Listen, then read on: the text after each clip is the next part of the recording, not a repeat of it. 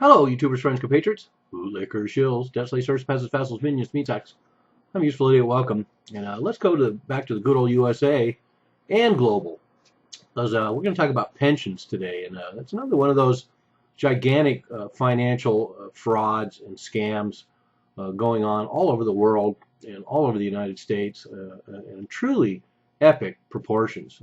Everybody knows about the fact that Social Security is scheduled to run out of money in a few years, and we've been hearing that for a long time because basically the government sidesteps contributions to these pension funds in order to keep them solvent, and they don't make contributions and spend the money somewhere else. So it's a scam on a couple of levels because of the fact that the government can do this bait and switch and then just take the money out. This imaginary money that's put into the pension fund is actually spent somewhere else. And so another lie. So, but I want to do a video on it because I've discussed the idea of doing this topic before because it's been a part of the culture of financial fraud for some years and an important topic. And it just so happened that a whole bunch of stories came out recently all about pensions. And it's just mind-boggling when you go through the material. And it's fairly broad strokes, but the numbers are huge. And what a clusterfuck. So let's get right down to it. One article is talking about, according to Moody's, state, local, and federal governments are about $7 trillion short in funding just upcoming pension payments. $7 trillion. So that's here in the United States. State, local, and federal government. The unfunded liabilities of the federal employee pension systems covering civilian employee benefits amount to about $3.5 trillion or 20% of U.S. GDP. Unfunded state and local government pension liabilities are of the same magnitude, bringing the total shortfall to 40% of GDP. So people are concerned about the deficits, but another component of how broke-ass countries in the United States really are is these unfunded liabilities. And then they go on to say, then add the unfunded liabilities for Social Security and Medicare, adding another $6.5 trillion and 93% of GDP. So just the unfunded liabilities of Social Security and Medicare, and then all these pensions adds up to a staggering amount of money, a total of $20.4 trillion short in funding retirees. And then you factor in the situation we have now, where a lot of the boomers, this epic wave of boomers, are retiring. We have this aging population. That's a phenomenon we also see all over the world right now. So all these pension programs are going to be far more taxed than they are now. And when it shifts to the fact that there's going to be less young workers and a lot of old people who are retired and not working, it's going to be a dynamic shift in the world economy. And something people need to factor in when they're trying to project into the future about how we're going to get through all the horse shit that's going on right now. So then let's go to another story.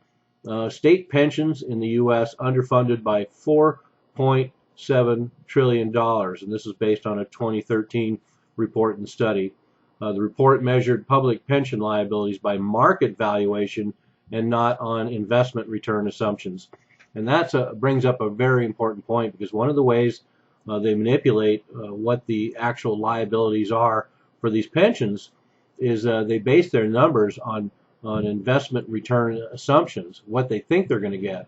And if I'm not mistaken, a lot of these pensions make the assumption that they've been getting 8% returns on their investments, like with hedge funds, and they haven't gotten 8% for a long time, and yet their numbers are still based on that. So this report actually measured their pension liabilities by market valuation, and quite a difference. The unfunded amount they came up with is $4.7 trillion, when the government numbers show only $1 trillion. So shows some more of that hocus pocus when you manipulate the numbers and cook the books as well. And of course, one of the ones I like the best as far as state pensions, of course, is Illinois. They're the kings in the United States for unfunded pension liabilities. $250 billion just for the state of Illinois. How fucked is that? So, oh, sorry, no offense to anybody in Illinois.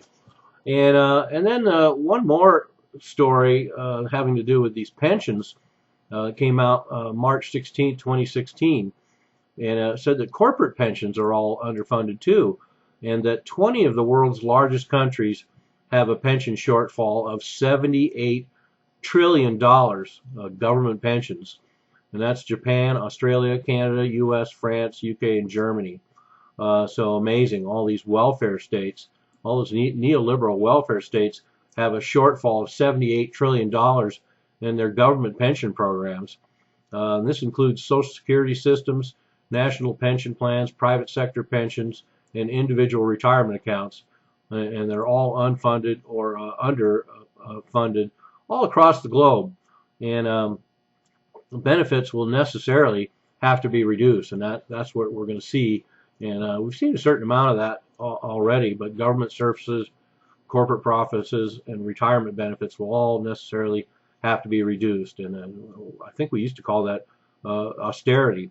But the fact that corporate profits are going to have to be reduced too, then somebody's going to have to do something about this.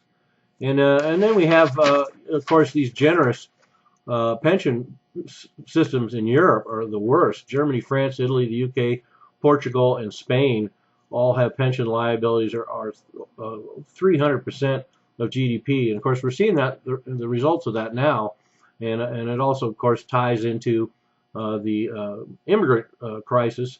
A lot of immigrants have been brought in for cheap labor, and a lot of refugees that are coming in now are only going to tax these systems more, including all these programs in the Scandinavian countries. And interesting, too, that we have these large city pensions. And one more story that just happened to come out at the right time to be included in this video is the fact that New York City public worker pension is going to dump their hedge fund portfolios, $1.5 billion worth.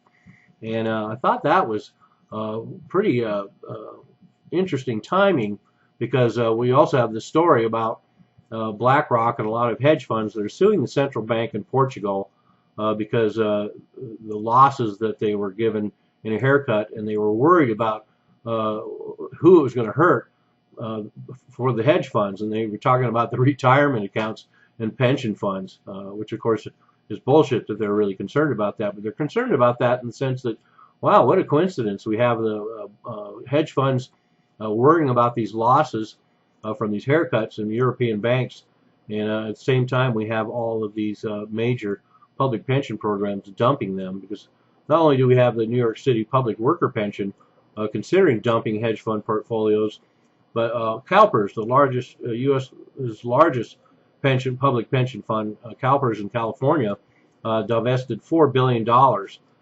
from hedge fund portfolios back in September 2014. They said the asset class was too expensive and too complex.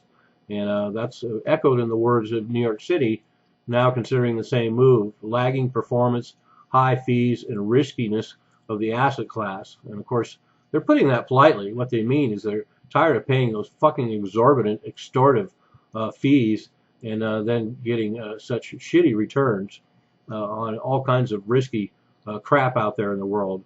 So anyway, 1.5 billion in as far as the portfolio, hedge fund portfolios for New York isn't that much. They have 154 billion dollars in assets, but that's a lot of money for the hedge funds, and so they're going to take some hits on this. And if more pension programs start pulling away from the hedge funds, they're going to be taking some big hits over this.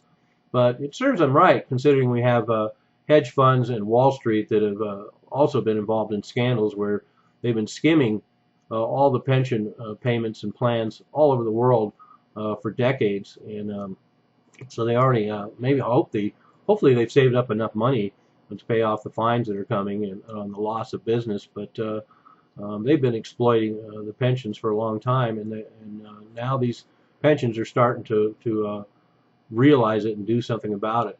So there we have it, another gigantic circus of lies, the entire pension system across the globe, and it seems like it's pretty much a universal.